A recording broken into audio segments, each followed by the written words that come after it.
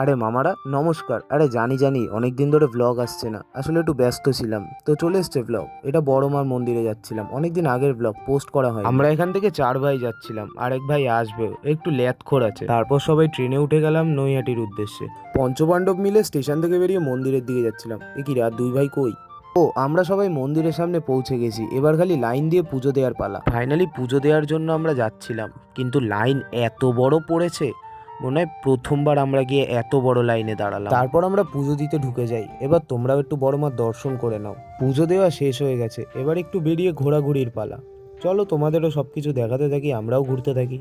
আমাদের পুজো দেওয়া হয়ে গেছে, তারপর আমরা বেরিয়ে ওই সামনে একটা ঘাট আছে ওই দিকেই যাচ্ছিলাম। আর পিছনে লাইনটা দেখো, এখনো এত বড় লাইন।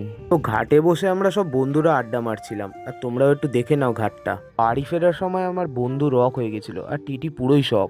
এই তো কাকা কাকা, এই যে টিকিট কাটি, এদিকে এদিকে এদিকে আসো, এক্সকিউজ মি। স্টেশনে গিয়ে দেখি 2 রঙিন জল খাওয়া কাকা হেভি কেলাকেলি করছে। আমরাও উপর থেকে কমেন্ট্রি করছিলাম। মনে হয় এক বন্ধু আরেক বন্ধুর থেকে বেশি রঙিন জল খেয়ে নিয়েছে। ব্লগটা শেষ করা হয়নি, বুঝলে তো, আসলে আমরা বাড়ি চলে এসেছিলাম, তারপর আমাদের কিছু কাজ ছিল সেটা করছিলাম। তো আজকের ব্লগটা এখানেই শেষ। দেখা হচ্ছে আবার নেক্সট কোনো ব্লগে। সব শেষে জয় বড় মা।